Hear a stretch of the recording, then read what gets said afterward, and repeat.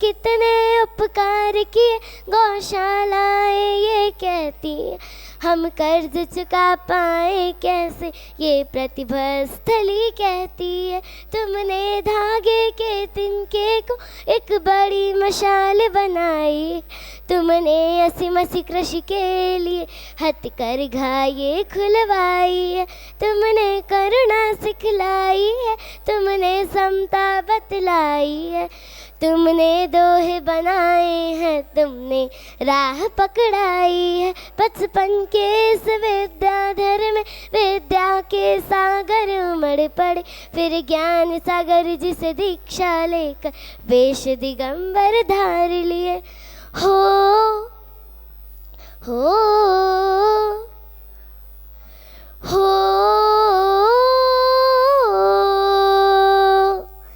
हम गुरु जी को याद करें, प्रभुवर से फरियाद करें, इतनी सी है दिल की आरज़ू।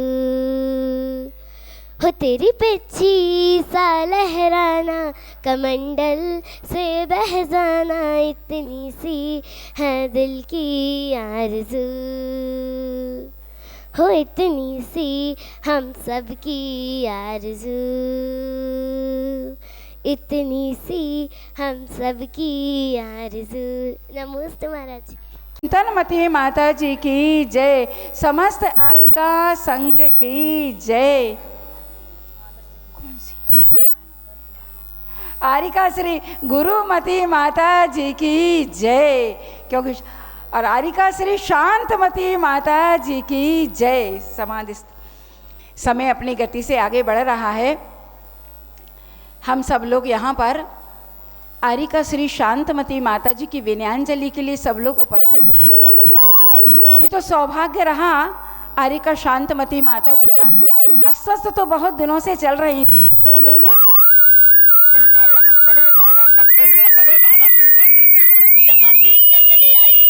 और एक दिन पहले यहाँ आई बड़े बाबा के चरणों में, और इतने बड़े मुनि संघ के संबोधन के साथ में, उनके आशीर्वाद से बहुत अच्छे से समता पूर्वक सब प्रकार के त्याग के साथ में, बड़ी सजगता के साथ में बड़े बाबा का नाम लेते लेते जिन्होंने अपने जीवन का उपसंहार किया है, ऐसी आरिका माँ शांतमती जी की विनयांजलि के लिए सबसे पहले हम बुलाते हैं उनके भाई राकेश सराफ भाई को लिए, जो बीना से आए हैं, जिन्होंने अपने जीवन में गुरु भक्ति तो उनके अंदर है ही, लेकिन बहन के नाते भी वो उन्होंने बहुत कुछ किया है। ऐसे वो भाई राकेश सराफ। जब श्वास रुकी तो दफना गया। ऐसी मृत्यु तो सभी कर लिया करते हैं, लेकिन जिन्होंने अपने आंखों से देखते देखते मौत को स्वीकार किया हो। के बड़े बाबा की जय। आचार्य गुरुवर विद्यासागर जी महामुनि राज की जय। परम पूज्य निर्यापक मुनि श्री अभय सागर जी महाराज की जय।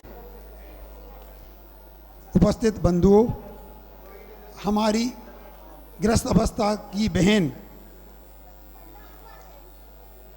श्री 105 शांतमती माता जी, जो आज से लगभग 27 वर्ष पहले आचार्य श्री से दीक्षा ग्रहण कर अपना मार्ग प्रशस्त कर रही थी, और पिछले 2-3 माह से उनका स्वास्थ्य कुछ नरम गरम चल रहा था, लेकिन बड़े बाबा की असीम कृपा से और मुनि श्री निर्यापक श्री अभय सागर जी महाराज एवं मुनि श्री संभव सागर जी महाराज सासंग सानिध्य में कुंडलपुर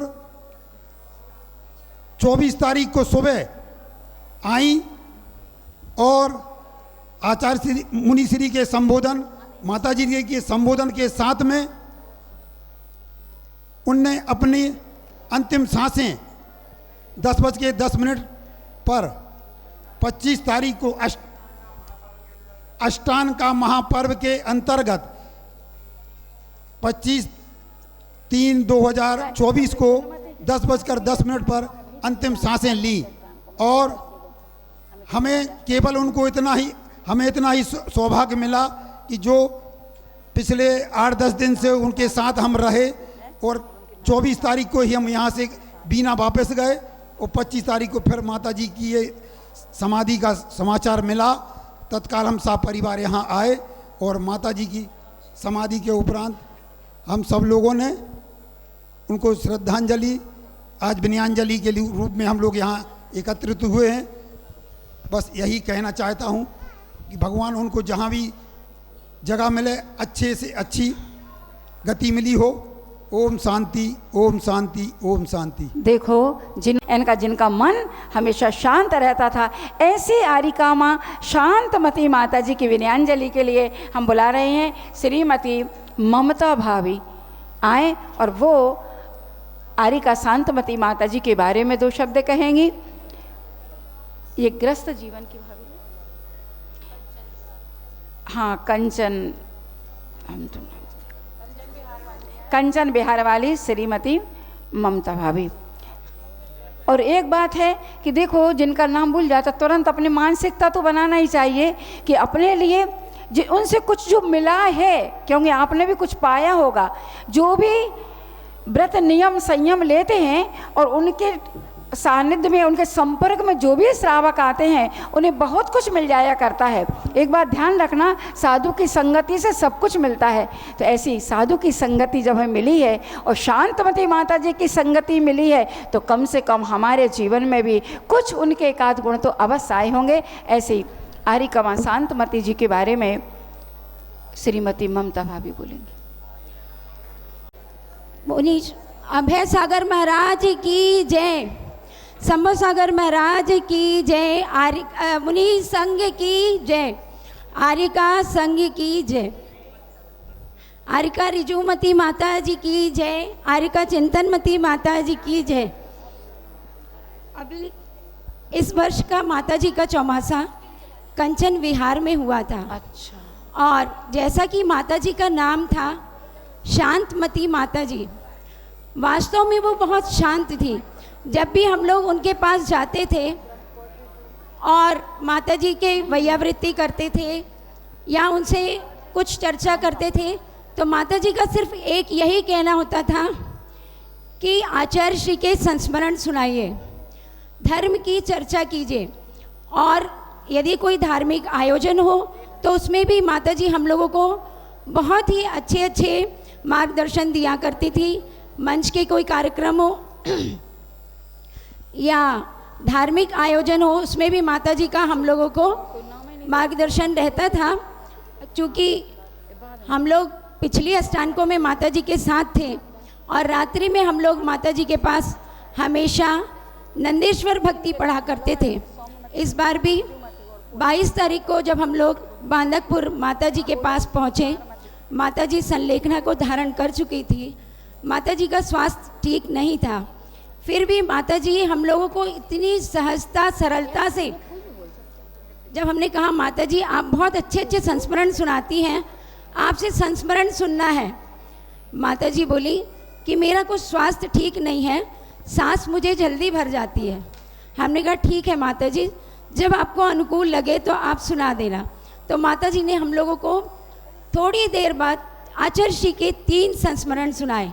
चूँकि समय बहुत कम है, लोगों को बोलना है ओम शांति, ओम शांति, ओम शांति। अच्छे से जिनका हमेशा गुरु के वचनों को सुनने के लिए लालायित रहता था, हमेशा आचार्य भगवंत के संस्मरणों को सुना करती थी, ऐसी आरिका शांतमती माता जी, क्योंकि गुरु भक्ति में ही वो लीन रहती थी।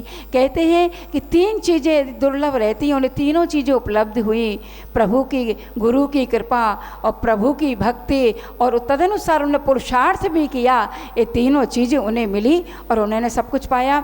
इसके बाद यहाँ पर देखो बड़े बाबा यहाँ खींच करके ले आए। और मालूम आरिका माता की दीक्षा कहाँ हुई थी?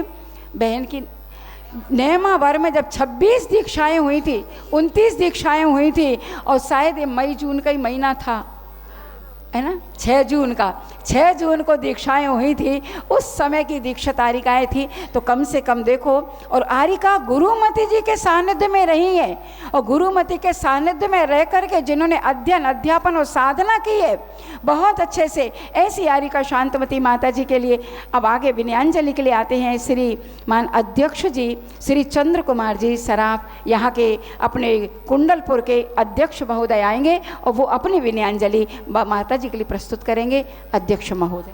देव भगवान आदिनाथ बड़े बाबा की जय। श्रवण संस्कृति के शिरोमणि परम पूज्य आचार्य गुरुवर विद्यासागर जी महाराज की जय।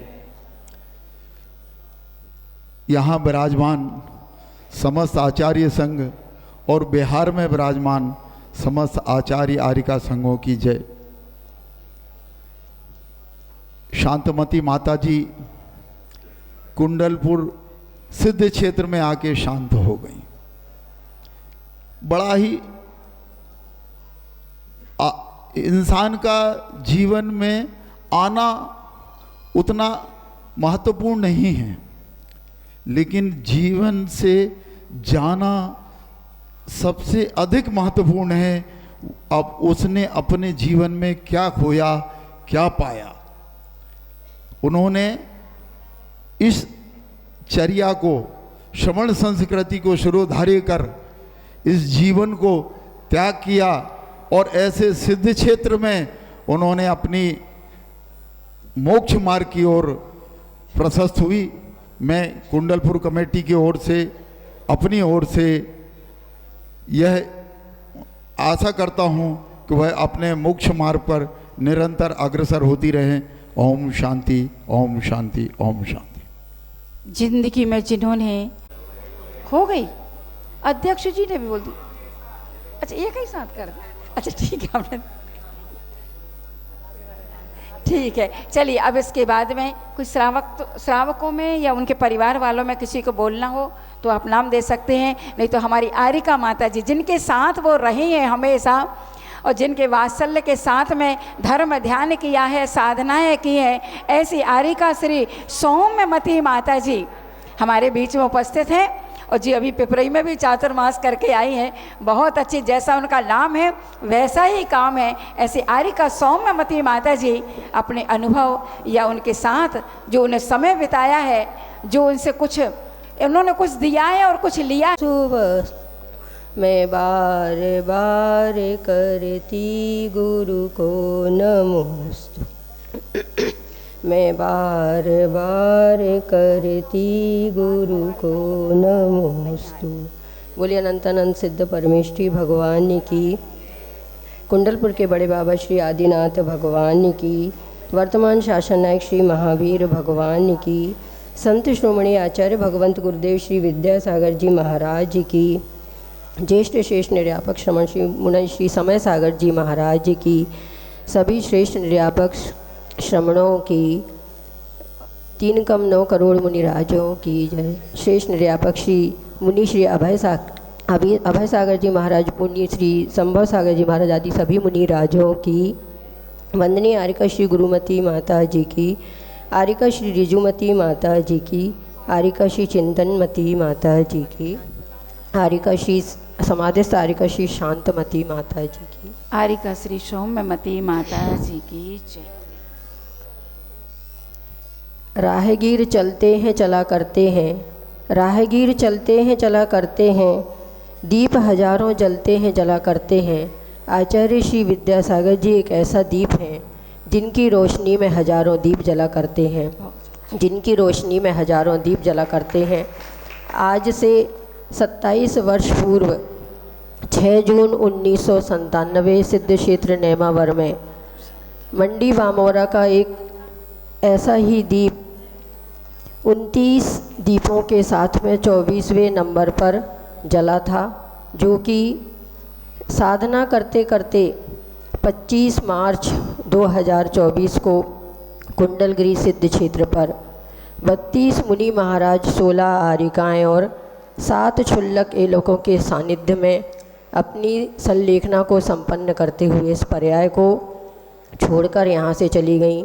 जिनकी साधना 25 वर्ष तो आरिका श्री गुरुमती माता जी के साथ रही और 2 वर्ष से आरिका श्री चिंतनमती माता जी के साथ संग में साधनारत थीं। एक गाथा आती है, तवे अरणम वय शरणम, तवे अरणम वय धरणम, संयम शरणम च जीव दया करणम, अंते समाहि मरणम, चौ गई निवारणम, चौ गई दुख निवारणम। मतलब चतुर्गति के दुखों का यदि निवारण करना है तो तप को धारण करना चाहिए, 12 प्रकार के तप। संयम को धारण करना चाहिए, यानी प्राणी संयम और इंद्रिय संयम।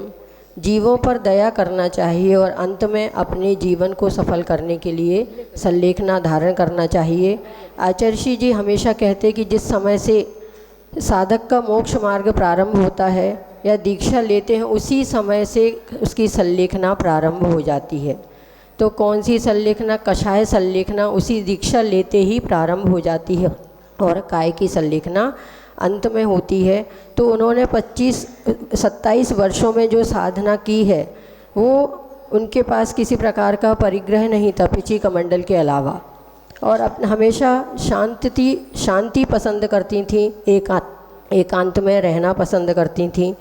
और कभी कोई मोबाइल पे भी आचार्य श्री का प्रवचन या कोई प्रवचन सुनाए, किसी को दिखाए, तो भी वह मोबाइल देखना ही पसंद नहीं करती थीं और हमेशा एकांत में रहना पसंद करती थी। और तो और उन्हें पाक्षिक प्रतिक्रमण भी पूरा मौखिक याद था। और अभी ऐसी स्थिति में जबकि वह बिल्कुल अस्वस्थ थी, तब भी उन्होंने चातुर्मासिक प्रतिक्रमण स्वयं किया।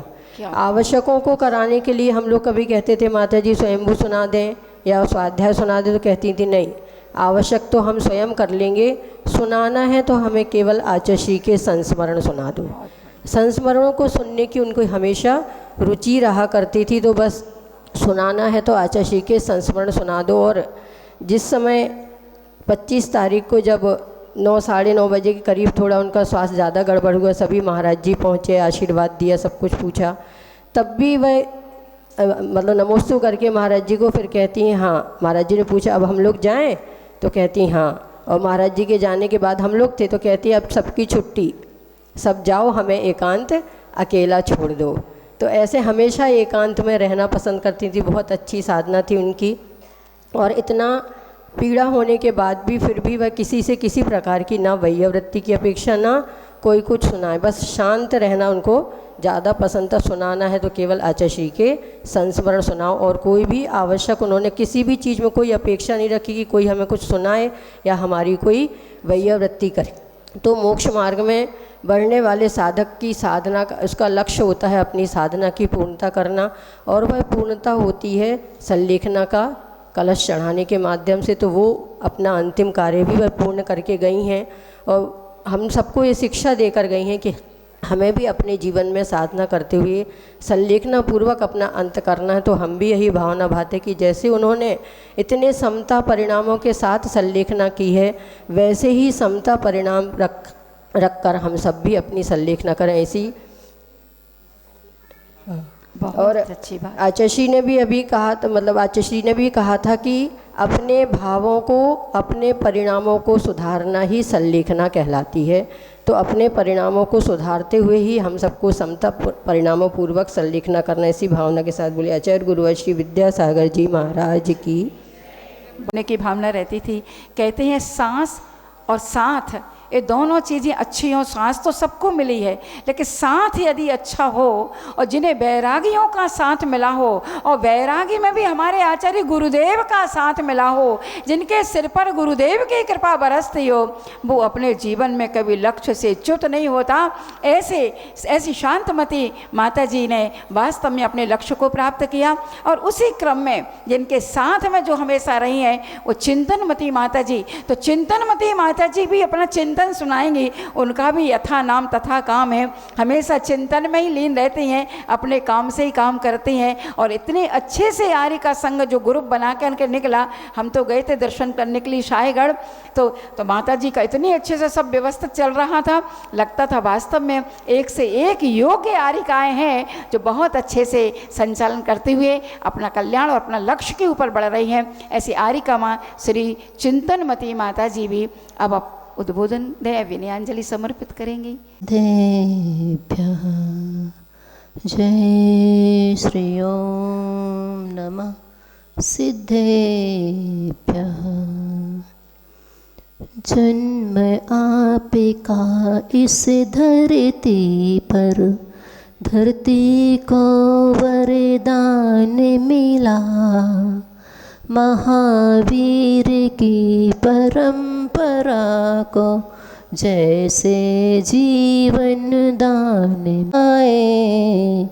नमन हमारा हे बड़े बाबा, विद्या गुरु को हो जाए। नमन हमारा इसी धरा से, विद्या गुरु को हो जाए।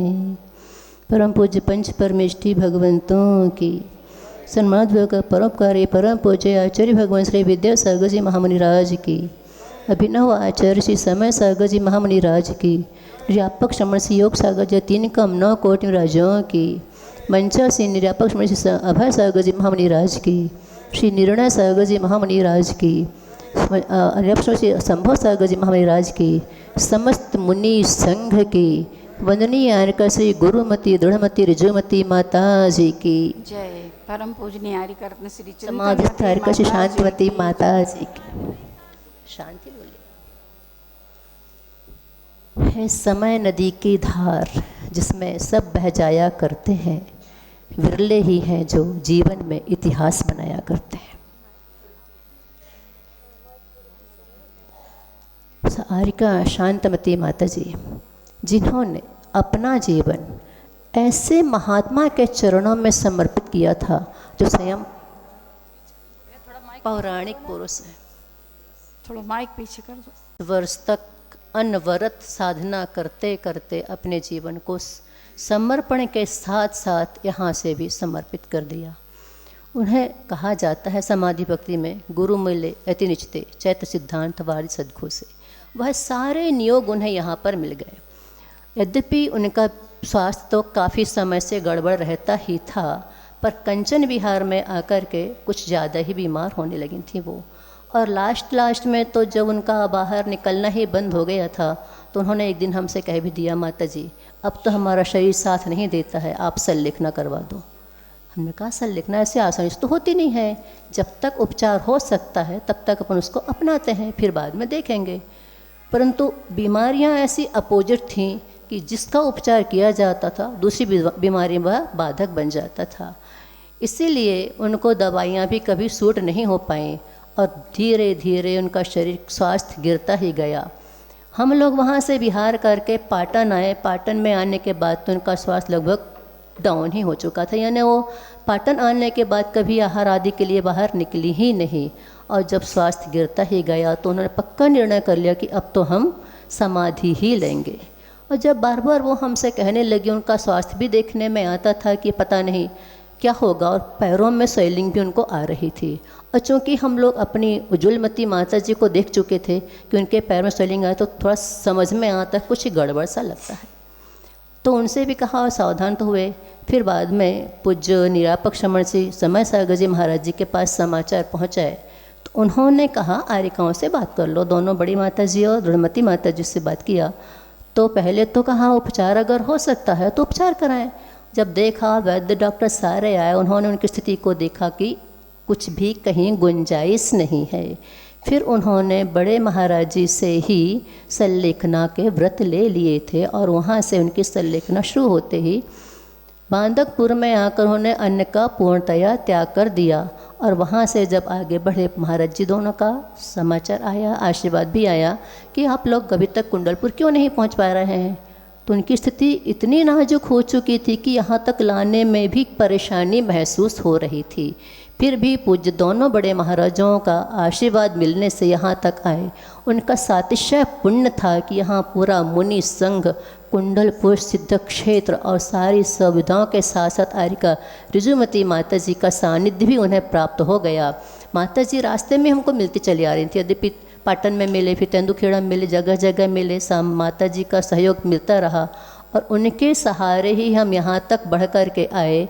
यहाँ आकर के उन्होंने 24 घंटे 10 बजे आई थी और दूसरे दिन 10 में यहाँ से रवाना हो गई, जो हमेशा के लिए। वहाँ से तो यहाँ तक आए थे, पर यहाँ से वो हमेशा के लिए चली गई, क्योंकि वो हमेशा कहा करती थी, माता जी हमारी समाधि आगमिक होना चाहिए। जैसा आगम में कहा, पहले कहते हैं अन्न का त्याग करते हैं, फिर छाछ पानी लेते हैं, फिर छाछ का भी त्याग करते हैं, पानी लेते हैं।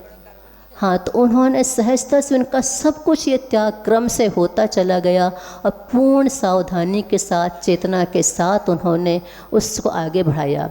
एक दिन हमने उनसे कहा कि आचार्य जी हमेशा कहते हैं कि मैं पूज्य ज्ञान सागर जी से भी ज़्यादा नंबर लूँगा, अब तुम्हें भी वैसे ही करना है।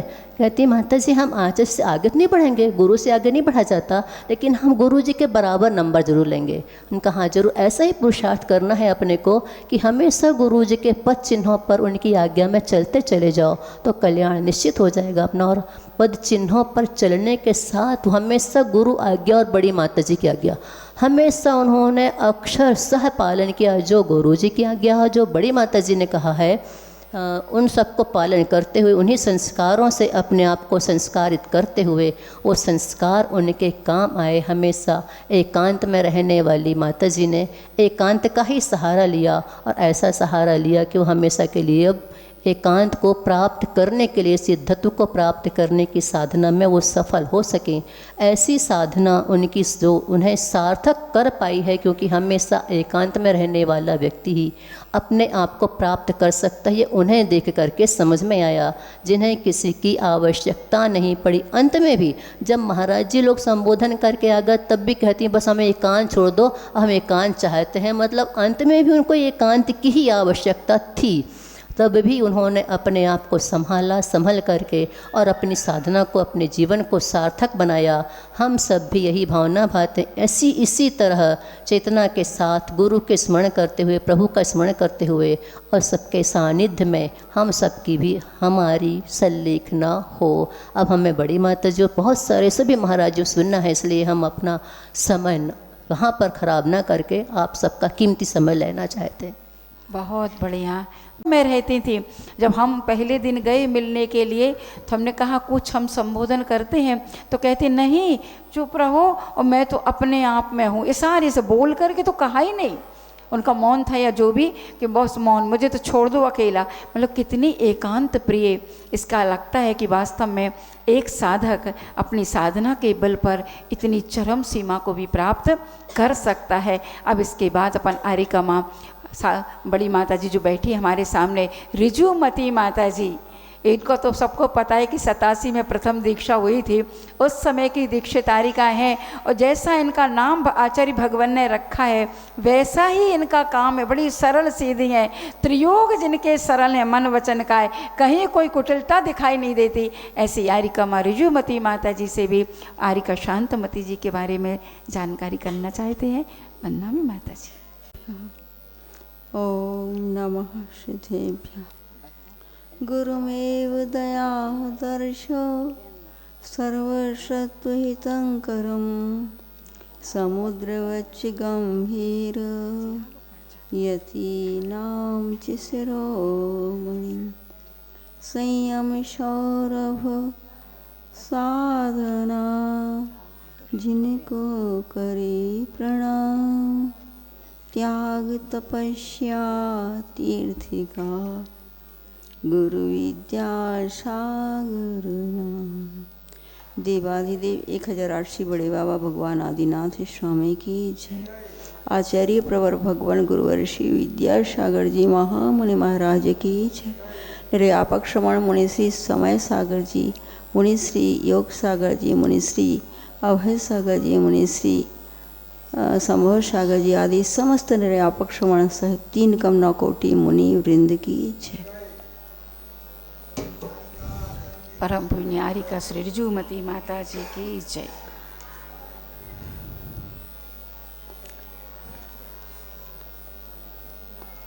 साधना में 4 चांद लगाने वाले भाव, स्वयं की रुचि, गुरु की सन्निधि और साथ साथी संगी आदि का निमित्त, ये सारे के सारे योग संयोग जब मिल जाते हैं तो निश्चित रूप से वह अपने लक्ष्य की ओर साधक बढ़ता चला जाता है। आचार्य भगवान को जिसने देखा, उनको देख करके ऐसा ही लगता था पहले भी और आज भी कि सचमुच गुरु की निर्दोष साधना हम लोगों के लिए मौन रूप से भी प्रेरणा देती रहती है।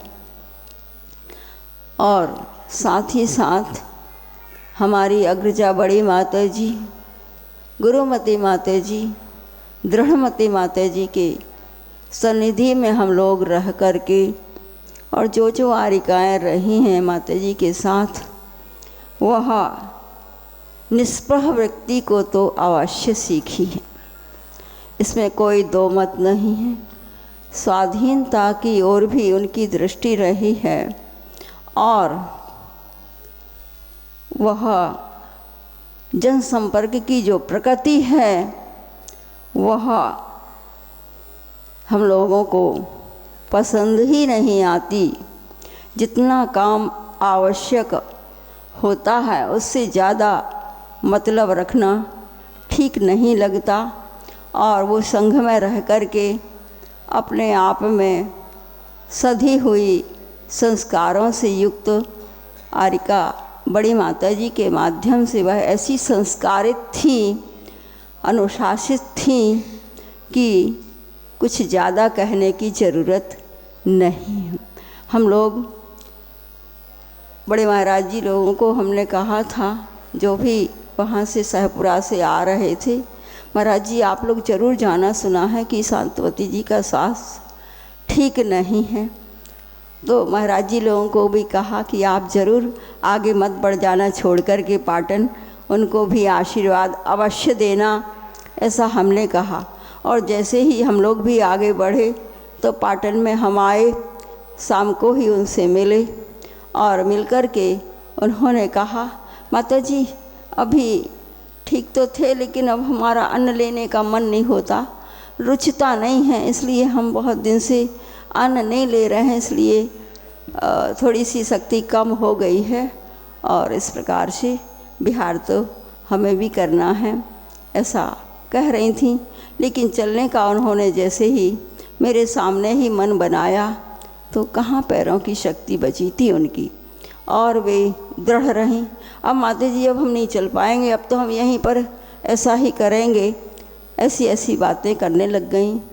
लेकिन हम लोगों ने यही कहा कि देखो ऐसे काम नहीं चलेगा, अपन क्षेत्र पर चलेंगे, अच्छा रहेगा, साधु सन्निधि मिलेगी। और उनको दृढ़ता के कारण से वह एक दिन उनका ऐसा ही निकल गया। प्रभात हुआ, हम लोगों ने उनसे बातचीत की और अब हम आगे बढ़ रहे हैं। देखो तुम्हारा मन बन जाए तो ज़रूर क्षेत्र की तरफ आ जाना, ऐसा कह कर कि हम उनको संघ से वह हम लोगों ने विहार कौनी जी की ओर कर दिया और उनको भी ऐसी दृढ़ता रही और हम लोगों की बात पर विचार किया और शाम को ही आरिका चिंतनमती और शांतमती ध्रुवमती विहार करती हुई अपनी अनुकूलता से शांतमती जी को भी ले आई। और वहाँ से भी हमारा भी स्वास्थ्य गड़बड़ हुआ तो 2 दिन रुक करके वहाँ कौनी जी से हमने विहार किया।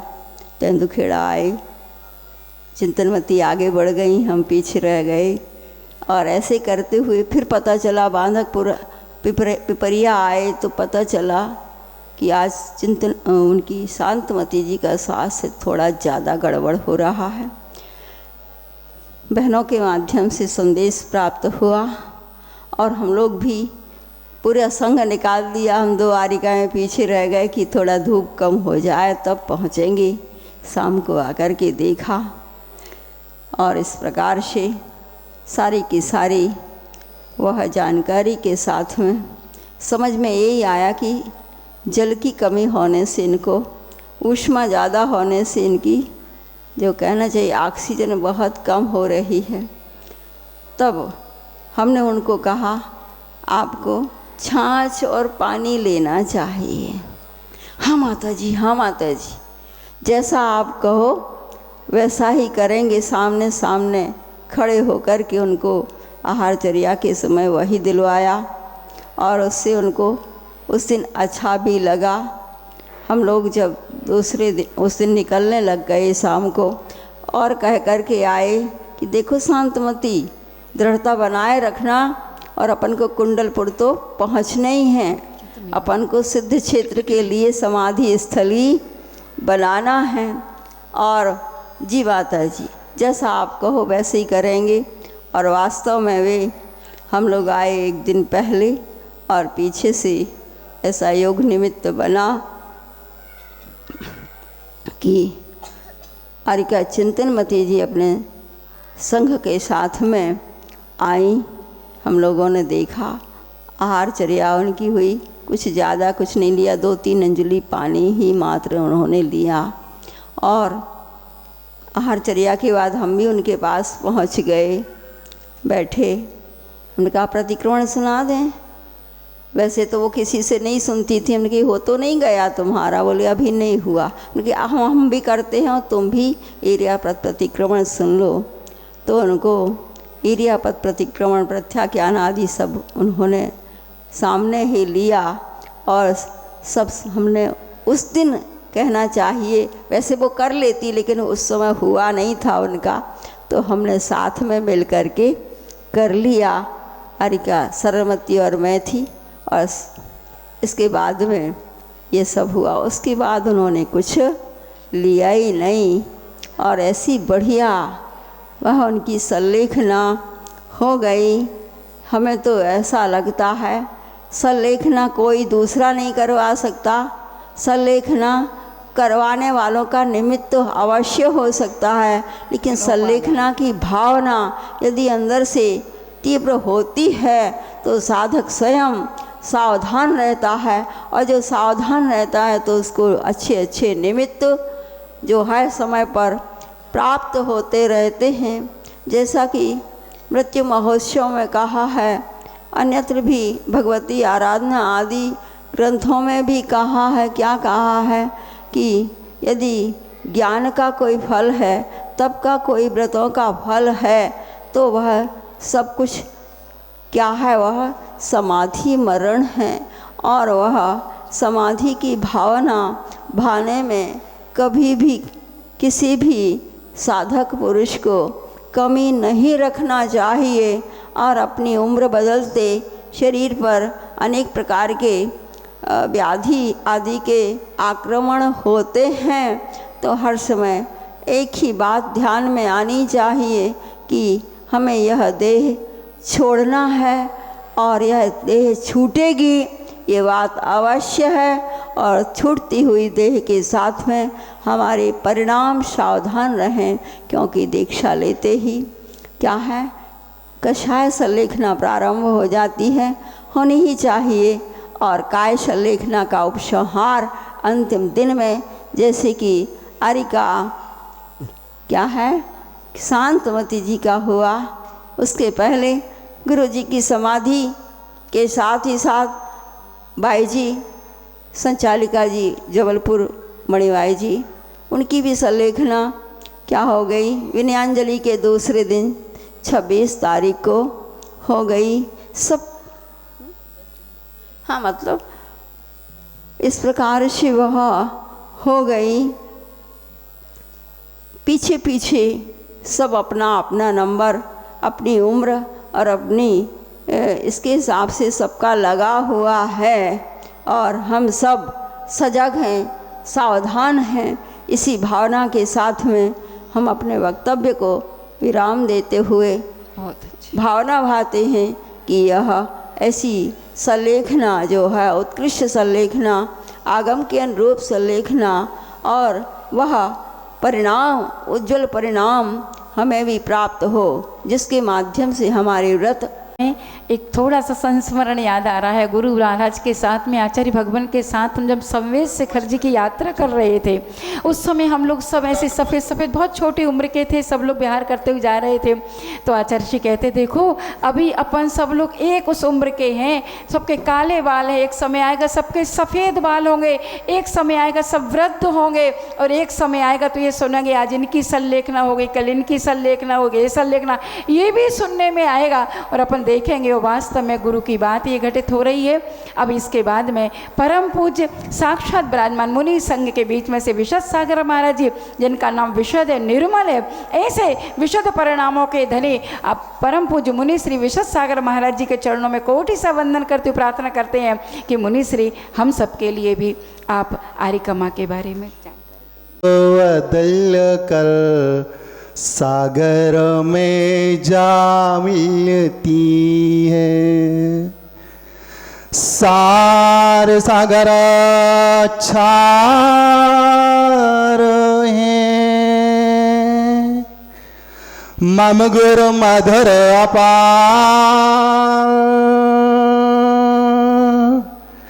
नमो विद्यासागर गहू भव सागर कर पार। जय बोलो वर्तमान शासन नायक भगवान वर्धमान स्वामी की। देवाधिदेव कज्जाराट कुंडलपुर के बड़े बाबा की। गुरु नाम गुरु आचार्य गुरुवर श्री ज्ञान सागर मुनि महाराजों की। दिगंबर सरोवर के राजहंस संत श्रोमणी आचार्य परमेष्टि गुरुदेव श्री विद्यासागर जी मुनि महाराज की जय। 3 कम 9 करोड़ मुनि राजों की जय। परम पूज्य मुनि श्री विशद सागर जी महाराज की जय। प्रथम वक्ता के रूप में आर्यिका सौम्यवती जी ने कहा था कि हमारे पूज्य गुरुदेव ऐसे दीपक थे नहीं, हैं, जिनकी ज्योति, जिनकी आभा, जिनका प्रकाश, जिनकी ओस्मा से इस कलिकाल में भी मिथ्या दृष्टि अनंत काल से संसार में परिभ्रमण करने वाली मिथ्यात्व रूपी अंधकार में लिप्त आत्माओं के अंदर उस दीपक ने ऐसा सम्यक्त का प्रकाश उत्पन्न किया। और परंपरा जब तक जीवित रहेगी आचार्य विद्यासागर महाराज की, पंचम काल के अंत तक जो बीरंगई नामक मुनिराज हैं, मैं डंके की चोट और दावे के साथ कहता हूं, वो बीरंगज मुनिराज, वो भावलिंगी श्रमण आचार्य विद्यासागर महाराज की परंपरा के संत होंगे, जिनका नाम भगवान महावीर के मुखारविंद से निकला था। कोई पंचम काल के अंत में भावलिंगी श्रमण होगा तो बीरंगज मुनिराज अंतिम श्रमण होंगे, बहुत होंगे अंतिम श्रमणों में।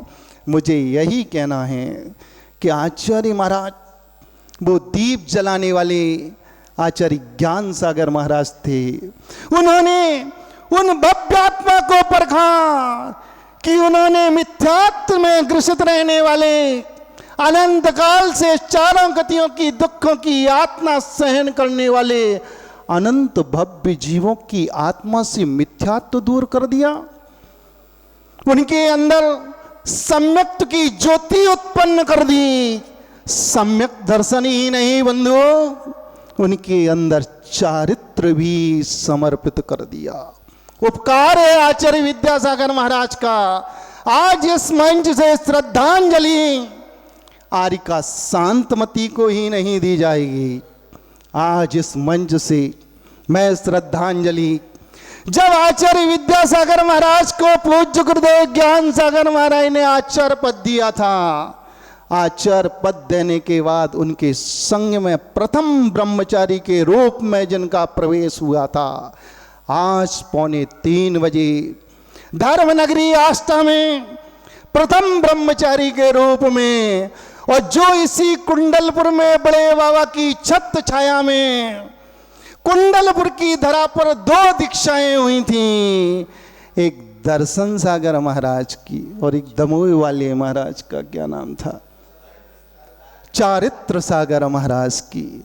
तो आज आचार्य विद्यासागर महाराज ने जिनकी आत्मा में से मिथ्यात्व को दूर किया था, सम्यक्त को प्रकाशित किया था, भूतवली सागर महाराज की भी 2:45 बजे आस्था में संलेखना हो गई, जो प्रथम ब्रह्मचारी के रूप में थे। और लक्ष्मी महाराज शायद प्रथम ही थे क्षुल्लक बनने के बाद, और आरिका शांतमती माता जी जिनका नाम ही शांत है। मुझे तो लगा जिस दिन शाम को आई, मुनि श्री निरोग सागर महाराज ने भक्ति में कह दिया, महाराज चलोगे क्या, शांतमती जी की स्थिति खराब है। तो विराट सागर जी, हम निरोग सागर जी, निर्मोह सागर जी, और शायद एक और महाराज कोई थे, निर्ग्रंथ सागर थे शायद, हम लोग गए। मैंने जैसे ही कक्ष में प्रवेश किया 5 मुनिराजों ने, उस समय मुझे लगा ये आरिका निकट भव्य जीव हैं, क्योंकि जैसे ही वहाँ 1-2 आरिका थी, ब्रह्मचारिणी थी, महाराज आए हैं। विचार करना, शारीरिक वेदना इतनी, जिसे शारीरिक पीड़ा बरसों से इतनी, महाराज शब्द सुना, पीछे उठाई, अपने वस्त्र को संभाला। जैसे ही उनने अपने वस्त्र को संभाला, मुझे लगा ये आरिका कितनी सजग और कितनी सावधान है, इन्हें संबोधन देने की क्या जरूरत है, क्योंकि साधक जब दीक्षा लेता है उसी समय से उसकी संलेखना प्रारंभ हो जाती है। उनकी संलेखना प्रारंभ तो मंडी वामोरा से ही हो गई थी। मुनि श्री क्षमा सागर महाराज के वर्षा योग में कमलाबाई जी की प्रेरणा से उन्होंने, मुनि श्री क्षमा सागर जी महाराज के पास हम जाते रहते थे, इन्होंने शांत और सुशांतमती माता जी ने, और हमारे साथी मुनि श्री अतुल सागर महाराज बाई जी के पास, बाई जी को आगे करके क्षमा सागर महाराज के पास ले गए। महाराज हमें व्रत लेना, क्या करें। महाराज ने कहा व्रत हम नहीं दे पाएंगे, व्रत तो पूज्य श्री जी देंगे। और जब से माता जी शांतमती माता जी, सुशांतमती माता जी, इनकी बहन सुधा दीदी, अतुल सागर महाराज और वो 1-2 और ब्रह्मचारिणियाँ वहाँ की क्षमा सागर महाराज से प्रभावित होकर आचार्य महाराज के चरणों में भेजा, और वो शांतमती उनका नाम रखा। अंतिम समय उन्होंने सबको संकेत दे दिया, यदि परिणाम शांत नहीं रहेंगे, उथल पुथल मची रहेगी, ख्याति लाभ पूजा में उलझे रहोगे तो तुम्हारा कल्याण नहीं होगा। विचार करना बंधुओं, 2 दिन पहले चतुर्दशी पड़ी, चतुर्दशी का प्रतिक्रमण, कोई महाराज को दीक्षा के बाद 2.5 घंटे लगते हैं, फिर 2 घंटे लगते हैं, फिर अधिक से अधिक 1 घंटा 20 मिनट तो लगता ही है। उस आरिका को जो मौत से जूझ रही थी, परिणाम संक्लेश नहीं थे, परिणति निर्मल थी, बड़ा प्रतिक्रमण कंठस्थ था। धन्य है ऐसी आरिका। ये संस्कार प्रथम आरिका गुरुमती माता जी की, और अभी उज्ज्वलमती जी का नाम लिया था ऋजुमती माता जी ने, चिंतनमती माता जी ने। वो आरिका बंधुओं ऐसी पवित्र आरिका थी, बड़ा प्रतिक्रमण तो छोड़ो, उसे पूरी राजवार्तिक की वार्तिक कंठस्थ थी। ये है आचार्य महाराज ने ऐसे मिथ्यात्व को दूर करके ऐसे भव्य जीवों के अंदर सम्यक्त की ज्योति उत्पन्न की, और उनके अंदर संयम से उनकी आत्मा प्रकाशित की। हे भगवान पूज्य गुरुदेव, जो आपने इस पंचम काल में आकर जन्म लिया, क्योंकि पंचम काल में जन्म लेने वाले जीव पापी ही होते हैं, पुण्यात्मा नहीं होते, क्योंकि ये घटिया काल है, खोटा काल है।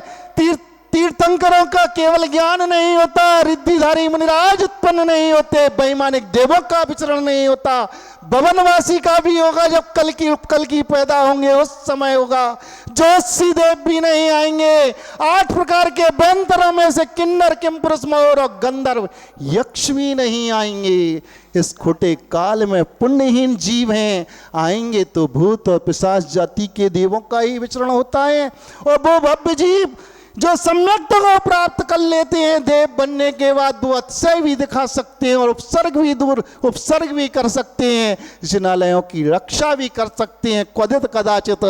लेकिन इस पंचम काल में, खोटे काल में हमारा जन्म हुआ, हमें गम नहीं है। हमने पूर्व पर्याय में मनुष्य भव का ऐसा बंद किया था, इस पंचम काल में जन्म हुआ।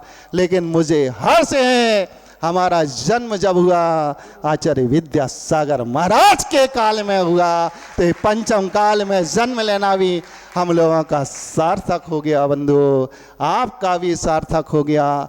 बस ध्यान यही रखना है, अपनी अपनी भूमिका का याद रखना है। ये मत समझना आचार्य श्री जी चले गए, ध्यान रखना बंधु, शरीर की अपेक्षा से पूज्य श्री चले गए, लेकिन उनका व्यक्तित्व जब तक जीवित रहेगा, जब तक पंचम काल का अंत नहीं हो जाएगा। और ये दायित्व एक एक साधक का बनता है, एक एक अणुव्रतियों का बनता है, एक एक महाव्रतियों का बनता है कि हम आचार्य विद्यासागर महाराज के व्यक्तित्व को जीवित रखें। वो साधक, वो महाव्रती धिक्कार के योग्य हैं जो आचार्य विद्यासागर महाराज के व्यक्तित्व को मलिन करने की कोशिश करें। ध्यान रखना, एक एक साधक जो आचार्य विद्यासागर महाराज की जय बोलते हैं, मैं आज भावना करता हूं प्रत्येक साधक को ये भावना रखना चाहिए, जिस गुरुदेव ने आज हमें इतनी ऊंचाई पर पहुंचाया है, जिनकी अनुकंपा से आज हम परम पदों में स्थित हुए हैं, कम से कम एक बार ख्याति लाभ पूजा से ऊपर उठकर उस महान व्यक्तित्व को स्मरण करें। कम से कम हमसे कोई भूल ऐसी ना हो कि हमारे द्वारा हमारा गुरुदेव कलंकित हो, तो आचार्य विद्यासागर महाराज की जय बोलना सार्थक है। वरना ऐसे तो अनंत काल से अनंतों बार हम सबने जब जब द्रव्य परिवर्तन, क्षेत्र परिवर्तन, काल परिवर्तन, भाव परिवर्तन और भाव परिवर्तन किया, तो निरतिचार द्रव्य लिंग से भी 28 मूल गुणों का भाव से नहीं, द्रव्य से पालन कर कर ग्रैविकों में भी उत्पन्न हुए, और वहां से ग्रैविकों के सुख भोगने के बाद भी 4 गति 84 लाख योनियों में आत्मा भटक रही है। इसलिए मुझे आज सबसे निवेदन करना है, आप लोगों से भी करना है। पूज्य श्री भले ही चले गए, लेकिन उनका व्यक्तित्व हम सबके साथ है, और यही व्यक्तित्व हमें सिद्धालय तक आगे ले जाएगा। और हम सबके प्रणाम प्रणति ऐसी ही शांतमती माता जी, पूज्य गुरुदेव ने जो संलेखना की, आप प्रकाशित संलेखना की, लोग कहते हैं महाराज घोषणा नहीं की, उन्होंने सबने बताया क्यों नहीं। तुम एक का बताते जब हमारों ने नहीं बताई उनने, तो तुम कौन सी खेत की मूली हो।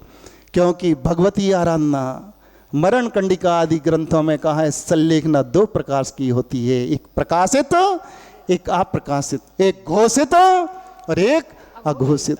उस साधक ने तो अघोषित संलेखना की, परिणाम उनके शांत थे, जीवन भर की साधना उनके साथ थी।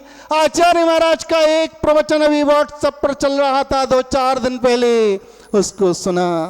आचार्य महाराज ने कहा था, हे परमात्मा, हमारा सारा पुण्य क्षीण हो जाए, लेकिन जब हमारा मरण काल निकट आए, उस समय हमारा क्षयोपशम, हमारी बुद्धि परमात्मा की भक्ति में तल्लीन रहे, और वो परमात्मा की भक्ति में ऐसे तल्लीन हो गए कि अखंड मौन धारण करके वो समाधिस्थ हो गए। उनके संस्कार परमात्मा जीवन भर हमारी आत्मा पर बने रहें और उनके संस्कार कहाँ हमारी आत्मा से गौण हो जाएं। उनका समर्पण जैसा था, मैं तो कहता हूँ ज्ञान सागर महाराज के प्रति उनका जैसा समर्पण था वैसा समर्पण हे गुरुदेव आपके शिष्य विशद सागर का एक घड़ी के लिए भी हो जाएगा तो मैं डंके की चोट कहता हूं कि मेरे सिद्धालय का टिकट वेटिंग में नहीं पड़ा रहेगा, कन्फर्म हो जाएगा। आपके प्रति यही श्रद्धा, आपके प्रति यही समर्पण, आपका यही व्यक्तित्व मेरे द्वारा कभी भूल कर भी मलिन ना हो। इन्हीं भावनाओं के साथ आचार्य गुरुवर श्री विद्यासागर जी मुनि महाराज बहुत बढ़िया, बहुत बढ़िया, धन्य है। कहते काल घटिया सुलोचन किया, 26 फरवरी को केसलोचन हुआ, लेकिन कितने घंटे में किया? अच्छा 16 फरवरी को किया, 26 घंटे में किया। कर लेती थी, बैठने की क्षमता नहीं थी रोग के कारण, तो लेट जाया करती थी। ऐसा कर करके अपने हाथों से सोचो, पाटन में 16 फरवरी को केस लुंचन किया था। बहुत अच्छे से उनका शरीर इतना हो गया था कमज़ोर, लेकिन इसके बावजूद भी अपने आवश्यक में कमी नहीं लाई। ये कितनी बड़ी बात है। तो यहाँ पर यही बात कही जा रही कि देखो आचार्य श्री कहते हैं कि जब व्यक्तित्व तो रहेगा तो पंचम काल के अंतर्गत रहेगा। और अप्रकाशित संलेखना, तो इन्होंने भी अप्रकाशित संलेखना की, किसी को बताई नहीं। और इन्होंने अभी महाराज जी ने जो बात कही, वास्तव में गुरुदेव ने हम लोगों को जगा करो भीतर की आंख जो खोली है। हम पूज्य निर्यापक श्रमण श्री संभव सागर जी महाराज की जय। या तो सामने वाला माइक ठीक नहीं है या फिर हमारा स्वयं का माइक ठीक नहीं है। दो में से एक कुछ हो सकता है। फिर भी अपन चलते हैं। बूंद बूंद के मिलन से जल में गति आ जाए। तो जितनी भी बूंदें हैं वो किसी और की नहीं हैं, वो सब बूंदें सागर की हैं। तो यहाँ जितनी भी बूंदें बैठी हैं, जो उपस्थित भी हैं, जो नहीं भी हैं, जहाँ भी जितनी बूंदें हैं वो सब उस सागर की हैं। उन बूंदों में एक एक अंश सागर का है। कोई भी बूंद कभी उस सागर के जल से जुदा नहीं हो सकती। अभी हमारे मुनि श्री विशद सागर जी, वैसे वो काया से बहुत क्षीण हैं, पर उनकी आवाज से नहीं लगता कि वो काया से इतने क्षीण हैं। उन्होंने अपने जीवन में कई बार बहुत करीब से देख लिया है। किसको? आचार्य गुरु जी को तो उनने बहुत करीब से देखा ही है और अभी भी देख रहे हैं। पर जो लोग जिसकी प्रतीक्षा करते हैं उसको भी उनने बहुत करीब से देख लिया है। किसको? मृत्यु को भी उन्होंने करीब से देख लिया है। और मैंने देखा है उस समय भी वो अपने व्रतों में पूर्णतः जागृत रहे हैं। वो तो गुरुदेव का आशीर्वाद है कि ऐसी बहुत सी स्थिति और परिस्थितियों में वह अपने को जागृत बनाते हुए, अपने व्रतों में पूर्णतः रहते हुए आगे बढ़ते जाते हैं और बढ़ते जा रहे हैं। हम सबके ऊपर गुरुदेव का प्रत्यक्ष और परोक्ष, आप लोग उसको परोक्ष कहें, पर मैं उसको परोक्ष नहीं मानता, मैं तो उसको प्रत्यक्ष आशीर्वाद मानता हूँ। अभी भी उनका प्रत्यक्ष आशीर्वाद हम सबके लिए विद्यमान है। शुरुआत में तो कुछ लग रहा था जब मैं चंदगिरी पहुँचा, तो थोड़ी दूर किनारे से रह गया था, कुछ ही समय शेष था पहुंचने को। तो गुरुदेव की वह नश्वर काया के दर्शन करने से ही संतोष प्राप्त किया।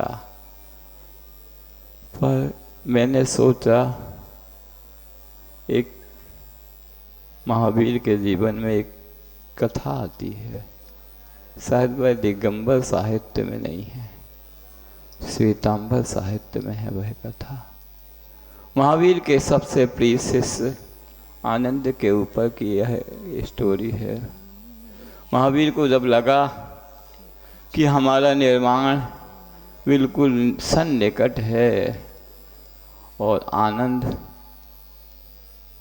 मेरा प्रिय शिष्य है, वह सहन नहीं कर पाएगा, तो उस रात्रि के पहले दिन में आनंद को बुलाया महावीर ने। आनंद पहुँचे, बोले जी भगवान मेरे लिए आदेश। तो महावीर कहते हैं आप अपने पास के गांव में एक ब्राह्मण है और वह बहुत आकुल व्याकुल हो रहा है, उसके परिणामों में बहुत ही उथल पुथल है, उसे संबोधन के लिए तुम्हें जाना है। आनंद तो उनका आज्ञाकारी शिष्य था, चल पड़ा। आनंद कहने की बात है, वह मूलतः आनंद नहीं गौतम थे। गौतम चल पड़े महावीर की आज्ञा को पालन करने, निकट के गांव में ब्राह्मण को संबोधित करने, और वहाँ उसको ब्राह्मण को संबोधित करते हैं। और यहाँ पता चलता है कि उसी रात भगवान महावीर का परिनिर्वाण हो जाता है। गौतम बहुत तेजी से वहाँ पहुँचते हैं पावापुर और देखते हैं कि महावीर का तो निर्वाण हो गया, महानिर्वाण हो गया, परिनिर्वाण हो गया। गौतम बहुत ही विभल होते हैं, बहुत ही विलाप करते हैं, बहुत ही दुखी होते हैं। कहते हैं कि मैं जीवन भर तो भगवान के साथ रहा, उनके पादमूल में रहा, उनकी हर शिक्षा को ग्रहण किया और अंत समय में उनके चरणों के पादमूल में नहीं रह पाया। इतने विभल होने के बाद थोड़ी ही दूर में गौतम अपने आप को संभाल लेते हैं। जैसे उन्हें महावीर की वह शिक्षाएं, महावीर की वह वाणी याद आ जाती है, वह अपने अध्यात्म में डूब जाते हैं जो भगवान महावीर ने उन्हें घुट्टी में पिलाया होगा। उस अध्यात्म में डूब जाते हैं, अपने आत्मा में लीन हो जाते हैं। और उसी दिन की संध्या काल में जब वह आत्मा में इतने डूब जाते हैं कि गौतम को कैवल्य की प्राप्ति हो जाती है, तो बस और कुछ नहीं। हमें भी गुरुदेव का एक वह हाइको है, हम कुछ भूल रहे हों तो आप लोग पूरा कर देना। गुरु और गुरुवाणी में व्यापक कौन? गुरु और गुरुवाणी में किससे पूछूं? तो गुरुदेव ने वह हाइको आज के लिए ही हमें सबको दिया था कि हम दोनों में व्यापक कौन है, वाणी, इसको समझ सकें। इसलिए उनने उसका उत्तर नहीं दिया, उस हाइको को प्रश्न चिन्ह के रूप में ही छोड़ दिया कि किससे पूछें। आज उनकी वाणी हमारे पास, उनकी दी हुई शिक्षाएं हमारे पास हैं, हमें उनके पथ पर चलते जाना है, बिगड़ रुके बिगड़ डिगे, बस ओस ओर चलते जाना है, बस और कुछ नहीं। उप शांतमती नहीं, शांतमती थी, वह परम शांत हो गई। वैसे तो मेरा ज़्यादा परिचय नहीं है। उसकी दीक्षा ज़रूर मेरे सामने हुई होगी। उस समय हम नेमावर में ही थे। 6 जून सन 1997 नेमावर सिद्धोदय सिद्ध क्षेत्र, जिस समय उस क्षेत्र की भूमिका शुरू हो रही थी और सिद्धौरकूट से ही चर्चा थी दीक्षाओं की, और वहाँ का कार्यक्रम पूर्ण होने के बाद जब लोगों को लगा कि अब शायद गुरुदेव दीक्षा दें भी कि नहीं भी दें, तो गुरुदेव के तो हर कार्यक्रम ऐसे ही होते हैं कि पहले से कोई निश्चित नहीं होते। वह तो अनियत बिहारी हैं, उनके सभी कार्यक्रम अनियत होते हैं, पहले से कोई निश्चित नहीं, कोई फिक्स नहीं। जैसे कि उनका परम निर्वाण भी अनियत था, किसी को कुछ भी खबर नहीं थी, सब निद्रा देवी की आगोश में सो रहे थे और गुरुदेव अपने आप में लीन, अपनी आत्मा में लीन और अपनी आत्मा में परम लीन होते हुए हम सबके बीच से उस नश्वर देह को छोड़कर चले गए। पर गुरुदेव हम सबके दिलों में आज भी विद्वान हैं, ऐसा कोई भी जनमानस नहीं है। हम लोग ज्येष्ठ महाराज अभय सागर जी के सानिध्य में करीब 500 किलोमीटर की यात्रा करके चंद्रगिरी तक पहुँचे। गुरुदेव की उस देह का हम लोगों को दर्शन हुआ और उस समाधि स्थल की उस निषीदिका की रज को माथे में लगा के हम लोग जैसा कि संघ की संयोजना का एक व्यापक एक जो निर्धारण हुआ कि संघ की संयोजना में जो भी अगला कार्यक्रम होगा वह कार्यक्रम गुरुदेव के परम आराध्य बड़े बाबा के ही चरणों में होगा। उसी संयोजना के मातहत पूज्य बड़े महाराज अभय सागर जी के सानिध्य में हम लोग पुनः चंद्रगिरी से यहाँ कुंडलपुर के बड़े बाबा की यात्रा लगातार अथक चलकर हम लोग यहाँ पहुँचे। किरण सब बचन आपके चंद्र किरण समहर लेते जग का क्रंदन संत शिरोमणि विद्यासागर गुरुवर को बारंबार नमन, गुरु को बारंबार नमन। ऐसे आचार्य भगवंत को नमन करते हुए देखिए हमारे परम पूज्य मुनिश्री जीवन के प्रभात को शुभ प्रभात बनाने वाले प्रभात सागर महाराज जी, जो परम पूजनीय आरिका शांतमती माता जी के बारे में कहेंगे। लेकिन पंच परमेष्ठी भगवान की, देवादेव मूल नायक श्री वृषभनाथ बड़े बाबा भगवान की, संत शिरोमणि गुरुवर आचार्य श्री विद्यासागर जी महाराज की, समस्त मुनि संघ की जय। हम सब सोच रहे थे कि उनकी बीमारी है, ठीक हो जाएगी, लेकिन उन्होंने अपने अंदर बहुत कुछ सोच समझ के रखा था। गुरु महाराज ने जैसा किया, आरिका शांतमती नाम के अनुसार अनवर्थ संज्ञा उनका नाम था और वह अभी बताया गया कि पाक्षिक प्रतिक्रमण तक उनको याद था, कंठस्थ था। बहुत बड़ी बात है, कई चीज़ें याद होना अलग बात है, लेकिन साधक जिसको जो आवश्यक होता है वह उस पुस्तक को भी, यदि साधक तो वही है कि वह उपकरण जो उसको आवश्यक हैं उनका सीमित समय के लिए उपयोग करें, वह ज्ञानोपकरण भी जिनके लिए दूर रहे, परिग्रह जैसा मानती हो तब तो उन्हें याद किया होगा, वह उत्कृष्ट साधक होता है। और वह उन्होंने अपने जीवन में अपनाया।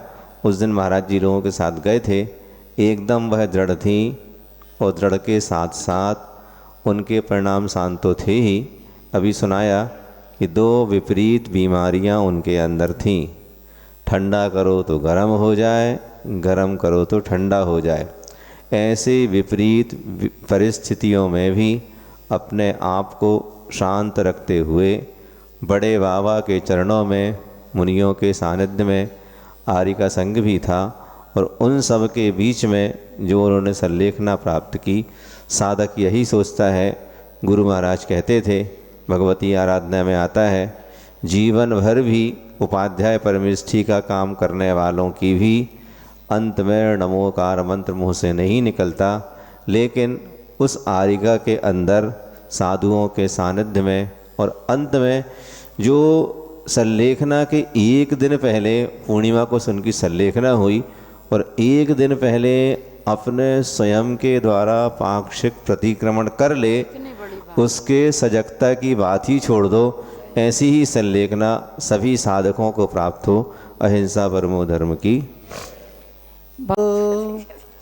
विद्यासायर गुरुवरो जयदु जस धम्मो वेशम भगवानम ही करो होदि।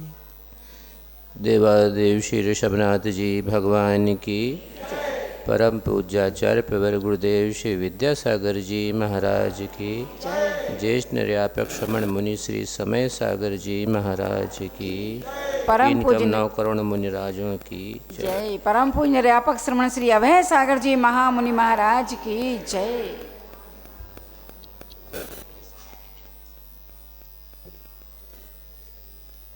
तीन से 4 का समय निर्धारित था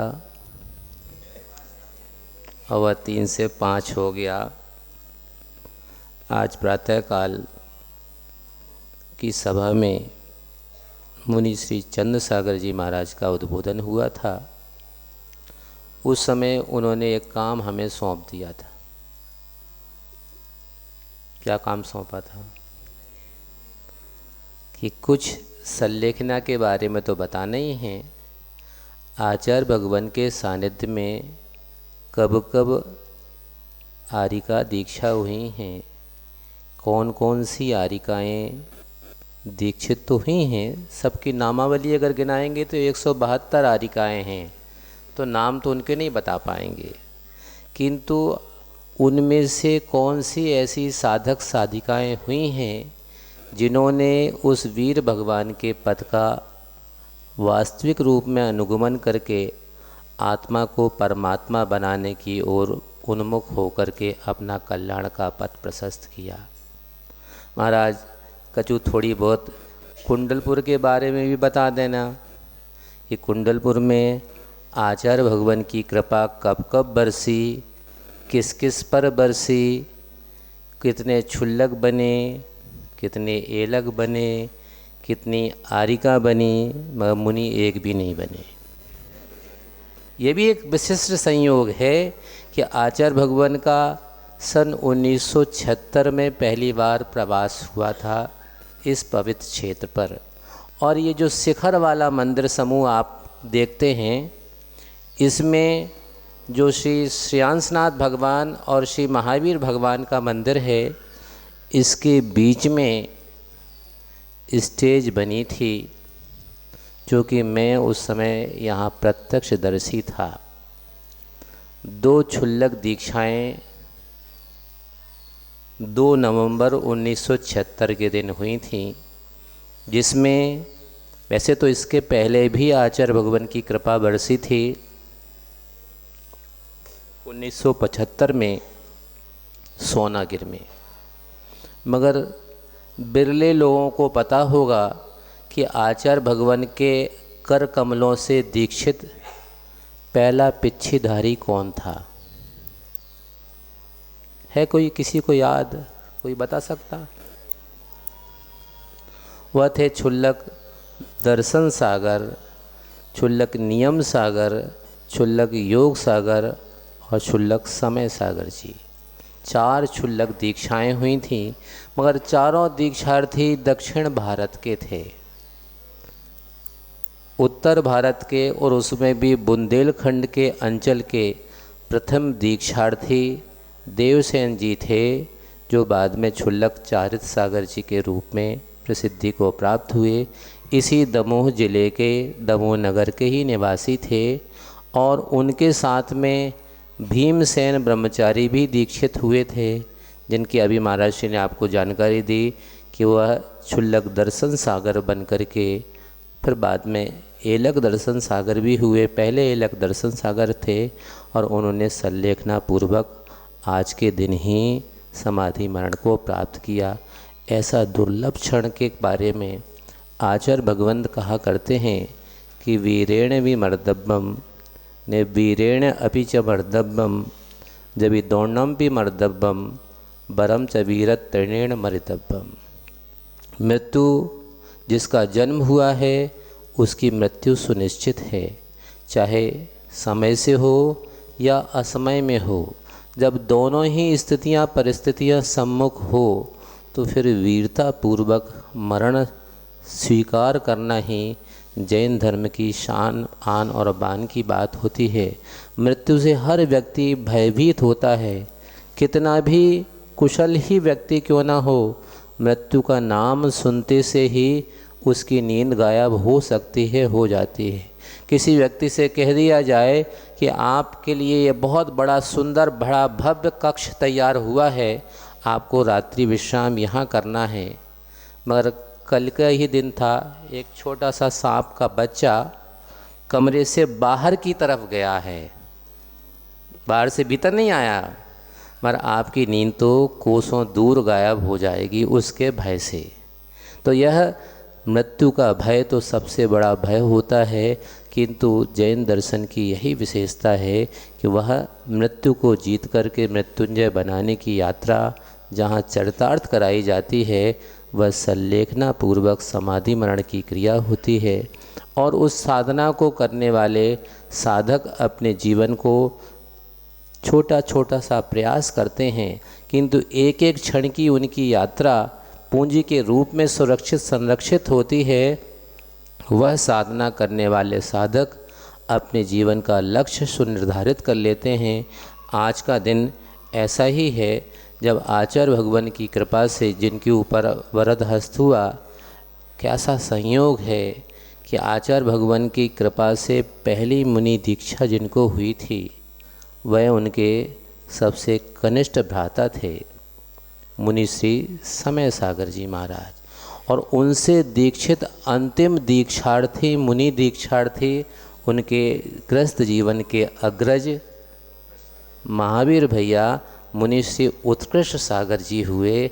कैसा विशेष संयोग है कि एक ही परिवार की वह आत्माएं, दूसरे नंबर पे तीसरे नंबर पे तो अनेक साधक हैं, किंतु फर्स्ट एंड लास्ट जिनको जीवन में ऐसा उन्नति का पथ प्रशस्त करने का मौका मिला, 131 मुनिराजों को दीक्षा उन्होंने प्रदान की, तो 172 आरिकाओं को भी संस्कारित होने का साधना करने का अवसर मिला। उसके बाद 61 एलक महाराज उनसे दीक्षित हुए। 141 क्षुल्लक दीक्षाएं गुरुदेव ने प्रदान की और 3 क्षुल्लिका दीक्षा। इस प्रकार से आचार्य भगवान के कर कमलों से 508 भव्य आत्माएं दीक्षा को प्राप्त हुई हैं।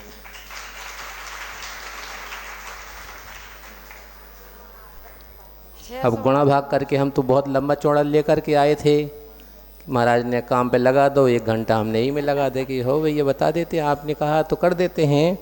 उसमें भी और आरिका दीक्षा जो 172 हुई हैं वह 13 बार आरिका दीक्षा हुई। कब कब हुई? नैनागिर में हुई, जिसमें 11 दीक्षाएं हुई थीं, उसमें से एक दीक्षार्थी अपने सम्मुख आरिका श्री विराजमान हैं। तो प्रथम जो दीक्षा हुई थी, 11 दीक्षाएं हुई थी, उनमें से एक दीक्षार्थी माताजी के रूप में हैं, तो एक मुनि श्री चंद्रसागर जी भी यहाँ बैठे हुए हैं, इनकी भी क्षुल्लक दीक्षा हुई थी उसी खेप में। संयोग ऐसा था कि उस समय संघ में 23 पिछियाँ थीं और 11 आरिका और 12 क्षुल्लक दीक्षा होने के बाद 23 की दीक्षा बढ़ करके जस्ट संघ डबल हो गया था, 23 से 46 हो गए थे। ऐसे आचार्य भगवान की कृपा जिनके ऊपर हुई। फिर उसके बाद कुंडलपुर में 8 आरिका दीक्षा हुई, पुनः एक दिन बाद ही एक दीक्षा हुई। नरसिंहपुर में 5 दीक्षाएं हुई, नरसिंहपुर में पुनः 2 दीक्षा हुई, कुंडलपुर में फिर 15 दीक्षा हुई। आरिका दीक्षा की बात चल रही है। फिर कुंडलपुर में 2 दीक्षा हुई, जबलपुर में 25 आरिका दीक्षा हुई, रामटेक में 2 आरिका दीक्षा हुई। वो 2 आरिका दीक्षा ऐसी हैं जो एक भी आरिका ने जिनको देखा नहीं। जब हम तो ये कह रहे हैं क्योंकि वहाँ एक भी आरिका संघ उपस्थित नहीं था, इसलिए एक भी आरिका ने देखा नहीं। जब नेमावर में दीक्षा का कार्यक्रम चल रहा था, ये 29 दीक्षार्थी जिसमें शांतमती जी भी थी, तो हमने क्योंकि कमेंट्री जो हो रही थी आरिका संघ कर रहा था, तो बीच बीच में पुड़िया के रूप में कुछ पॉइंट्स लिख लिख करके भेजते जाते थे कि कमेंट्री में आप ये शामिल करते जाएं। एक में हमने पर्ची लिख करके भिजवाई कि जिस प्रकार से क्रिकेट का मैच होता है और व्यक्ति नर्वस 90 में पहुंच जाता है, 91, 92 आउट, तो वो हताश हो जाता है। कभी कभी 99 के फेर में पड़ जाता है, 1 रन से भी उसकी शतक चूक जाता है। किंतु संयोग ऐसा था कि हमने पर्ची पे लिख करके भिजवाया कि आज तक आचार्य भगवान की दीक्षा से पूरा शतक पूरा हो चुका है, 100 दीक्षाएं हुई। तत्काल होते ही माता जी ने ऐसे कहती हाँ 98 भाई, तुम्हें नहीं पता हमें पता है, 100 हो गई, लिख लो, तुम तो बोल दो कब हुई बता देंगे, हम अभी दूसरी पर्ची भेज रहे, आप तो बोलो। तो ऐसी जानकारियाँ भी बहुत सी संग्रहित हैं, मगर समय तो अपनी गति से बढ़ रहा है और हमें हाँ नहीं बताने के लिए हम तो लिख करके बहुत लंबा चौड़ा लेकर के आए हैं इनमें। फिर उसके बाद रामटेक में एक एक करके 2 दीक्षाएं हुई, नेमावर में 29 आरिका दीक्षाएं हुई, तारीखें भी लिखी हैं। नेमावर में पुनः 14 आरिका दीक्षा हुई, फिर कुंडलपुर में 58 आरिका दीक्षा हुई। इस प्रकार से कुल 172 आरिकाओं दीक्षा में सबसे बड़ा योगदान कुंडलपुर क्षेत्र का ही है कि यहाँ पर उन 172 में से आधी से 2 कम यानी 84 दीक्षाएं आरिकाओं की यहाँ कुंडलपुर क्षेत्र पर ही हुई हैं, बड़े बाबा के पादमूल में। फिर जो आरिकाएं दीक्षा तो हुई, साधना करके अपने चरम लक्ष्य को प्राप्त कर चुकी, उनमें से कुछ आरिकाओं के नाम हम आपको बता देते हैं। आरिका जिनमती से प्रारंभ हुई सल्लेखना की यात्रा और उसके बाद फिर क्रमशः जिनमती की समाधि प्राप्त करने में जो सफलता उनने जीवन में प्राप्त की, जितनी जागृत अवस्था हमने गुरु महाराज को के बारे में सुना था, कितनी भी विपरीत परिस्थिति शरीर के स्वास्थ्य की थी, किंतु पिछी से परिमार्जन अपने हाथ से ही करना पसंद था। आप लोगों ने वीडियो के माध्यम से वह दृश्य देखा होगा कि वह जिनेंद्र प्रभु के दर्शन करके अपने कक्ष की ओर लौट रहे थे। अचानक लोगों ने ख्याल कराया, आचार्य श्री सुबह से 8 बजे से अभी शाम के 4 बजे तक तांता लगा हुआ है बाहर जनता का, सिर्फ एक झलक देखने के लिए। तो वह पुनः उनके कदम लौट पड़े कि जो भव्य भक्त जीव यहाँ बड़े दूर से आकर के प्रतीक्षारत रहे हैं, उनको आशीर्वाद दे दे। शरीर में इतनी शक्ति नहीं थी कि ऐसा हाथ उठा कर के भी आशीर्वाद दें, किंतु किसी महाराज की सहायता लेकर के चलना उन्हें इष्ट नहीं था। वह अपने स्वाश्रित होकर के ही अपनी चर्या का पालन करते थे। उसी की साधना का ही कुछ अंश जागृत अवस्था में आरिका शांतमती जी ने वे अपने जीवन में प्राप्त किया और उसका ही परिणाम था कि जैसी जागृत अवस्था में गुरुदेव की समाधि हुई, वैसे ही उत्कृष्ट भावपूर्वक पूर्ण चैतन्य अवस्था में वह शांतमती जी ने अपनी आत्मा को परमात्मा से जोड़ने का प्रयास किया। हम सब अब इस सभा के अंत में अभी कायोत्सर्ग करने के पहले एक बार 9 बार नमोकार मंत्र पढ़ करके उनकी आत्मा को, क्योंकि ये तो पक्का है कि जिसने संलेखना पूर्वक समाधि मरण किया है, ग्रंथों में ऐसा उल्लेख भी मिलता है, कम से कम 2-3 भाव में या अधिक से अधिक 7-8 भाव में उसका निर्वाण अवश्य होता है। तो जैसे निर्वाण पद की प्राप्ति होना हो, उसकी तो अशुभ या दुर्गति की तो कल्पना भी नहीं करना चाहिए, सद्गति ही होगी। इसलिए सद्गति हो, उनकी आत्मा जहाँ भी हो श्रेष्ठ पद को प्राप्त हो करके निकट भव बन करके वह अपने परमात्मा पद को प्राप्त करें। इस भावना से 9 बार नमोकार मंत्र पढ़ करके एक कायोत्सर्ग करें, उसके बाद सभा विसर्जित हो।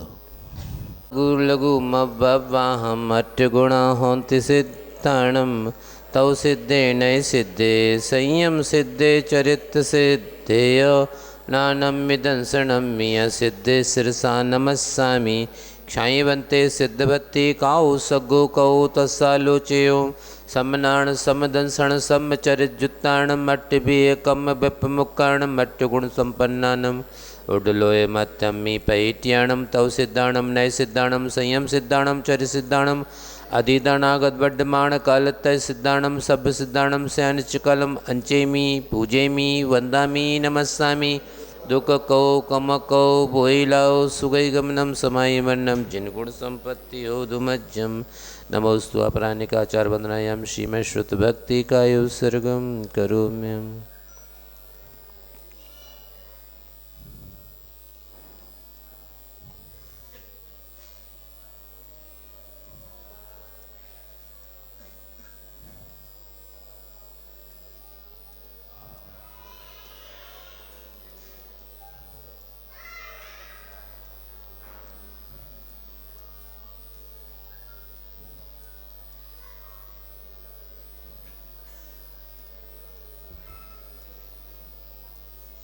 कोटिशतं द्वादश्चैव कोट्यो लक्षाण्यशीत्रस्त्रधिकानि चैव पञ्चाशदश्चौच सहस्रसङ्ख्यामेतच्छ्रुतं पञ्चपदं नमामि अरहन्तवासि यत्तं गणहरदेवे हि गन्त्यं सम्मं प्रणमामि बद्धजुत्तो सुदणाणमहोदहिं शिरसा क्षाइवन्ते सुधवत्ति कौ सगो कौ तस्सालोच्यो अंगोवंगपैन्य पाउड्य परियम सुत्त पणमानि योग पुभुगय चूलिया चैव सुत्तय तुइदम कायम स्यानिचकलम अंचेमी पूजेमी वंदामी नमस्सामि दुख कौ कम कौ भोईलाओ सुगई गमनम समाई मन्नम जिन गुण संपत्ति हो धुमज्जम नमोस्तु अपरानिकाचार्य वंदनायाम श्रीमताचार्य भक्ति का उत्सर्गम करोमि।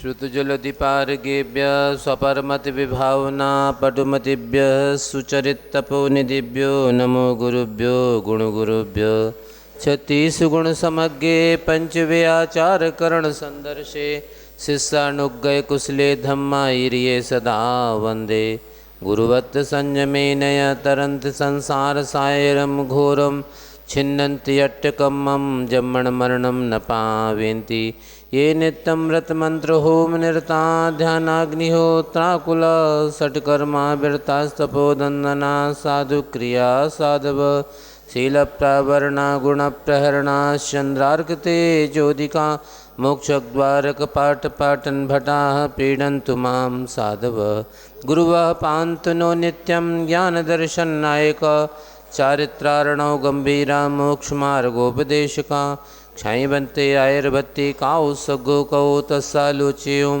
समनाण समदंसण समचरिजुत्ताणम पंचव्याचारणम आयर्याणम आयारादि सुदनानोपदेश्याणम उवज्झयाणम तिर्यण गुण पालयाणम सब साउडम स्यानिचकालम अंचेमी पूजेमी वंदामी नमस्सामी दुख कौ कम कौ भूइलाओ सुगई गमनम समाई मन्नम जिन गुण संपत्ति हो दुमज्जम नमोस्तु देव शिव विद्यासागर विश्ववंदे शमनम भक्त्या सदा संस्तुवे सर्वोच्चम यमिनं विनम्य परमं सर्वार्थ सिद्धिप्रदं ज्ञान तपो विरक्त मुनिपं विश्वस विश्वाशयं साकारं श्रमणं विशाल हृदयं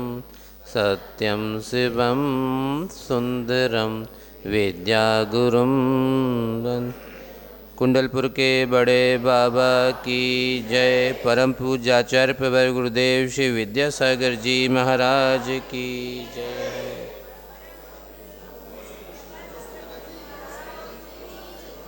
मैं सिंगाई राकेश कुमार सराफ गृहस्थ अवस्था का शांतमती माता जी के भाई, और शांतमती माता जी 24 तारीख को सिद्ध क्षेत्र कुंडलपुर में आई और उनकी समाधि संलेखना 25 तारीख को दिन में 10:10 पर समस्त आरिका संघ, समस्त साधु और निर्यापक साधुओं के संग संबोधन के साथ में उनने अपनी नश्वर शरीर को त्यागा। और आज तारीख 27/3/24 को उनकी विनयान्जलि सभा समस्त साधु और आरिका संघ के सानिध्य में हुई। जय जिनेंद्र। सभी को जय जिनेंद्र। हम सभी यहाँ पर आज आरिका माँ शांतमती माता जी की विनयान्जलि सभा के लिए यहाँ पर आए थे। इस बार का चातुर्मास आरिका माँ का कंचन विहार जबलपुर को प्राप्त हुआ था। माता जी करीब 10 महीने तक रहीं, क्योंकि चातुर्मास के पहले भी आके रहीं। माता जी का चातुर्मास बहुत आनंद संपन्न हुआ था। उनके स्वास्थ्य उनका खराब था, लेकिन वो अपनी चर्या में श्रेष्ठ थी। उन्होंने अपनी साधना बहुत अच्छे से की। हम लोगों ने भी उनकी वैयावृत्ति करने का प्रयास बहुत अच्छी तरह से किया।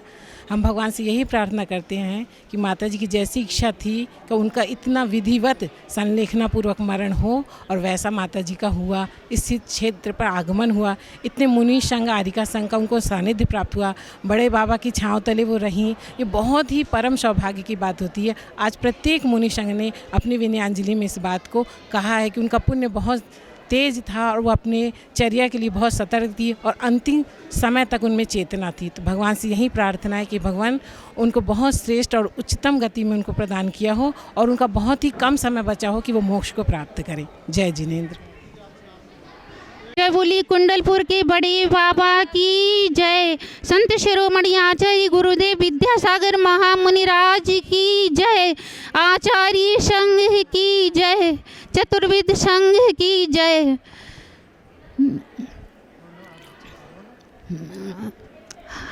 आचार्य शांतमती माता जी की समाधि हो गई है। वो हमारी रियल बहन थी। और बताएं, हम उनकी समाधि बहुत अच्छी हुई है। माता जियों ने बताई है कि बहुत अच्छी समाधि हुई है, और वो बहुत अच्छे स्वर्गों में पहुंची हैं। और आचार्य जी से अब बात करेंगी दीदियों ने और माता जियों ने बताया है कि अब उनने कहा था कि अब आप आचार्य जी के पास जाओगी, तो उनने कहा हाँ। उनने कहा बात करोगी, तो कह रही थी हाँ हम आचार्य जी के पास जाके वहाँ बात करेंगे अब। और हमारी ये भावना बहुत रह गई, हमको तो कुछ भी नहीं पता था कि हमारी माता जी इतनी सीरियस हो गई।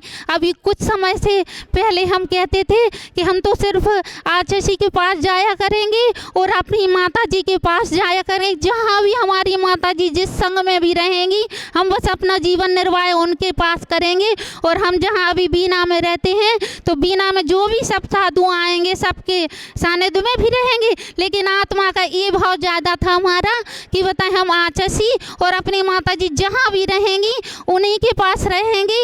लेकिन मेरा पुण्यहीन था कि हम बहुत ही पाप कर्म का उदय समझ लो हमारा कि हम उनकी सेवा बिल्कुल भी नहीं कर पाए।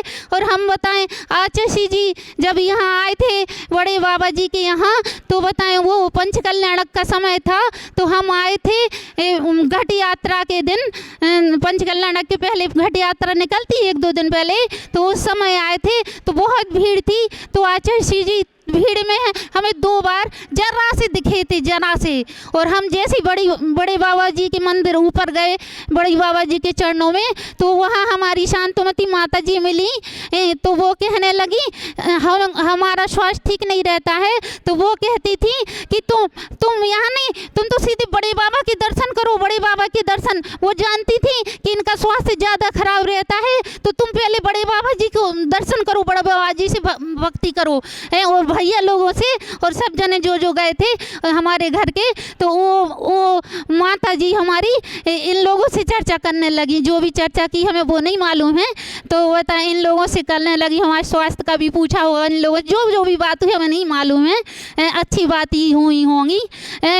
तो बस वो तो हमारे लिए यही कहती थी। हमारे बहुत समय से छोटे 10-11वीं 12वीं क्लास से हमारे पापा जी जब शांत हो गए थे, जब से हम बीमार चल रहे, डॉक्टर तो यही कह रहा जब से कि ये किसी दिन भी ख़त्म हो जाएंगी, बस ब्रेन में प्रॉब्लम हो गई हमारी, तो उसके कारण पैरों तक रहती है, तो उसके कारण वो चिंता में यही रहती थी। ये कभी भी हर डॉक्टर ही कह रहा था तो कभी भी ये शांत हो जाएंगी, तो उसके कारण वो हमें चिंता में रहती कि ये भगवान की भक्ति ज़्यादा करें। और हमें उनकी चिंता, हमने तो सपने में भी नहीं सोचा था कि वो ऐसी स्थिति इनकी हो जाएगी कि वो हमसे पहले उल्टा ही हो गया है। तो और क्या है, हमें आचार्य जी कहते थे हम आज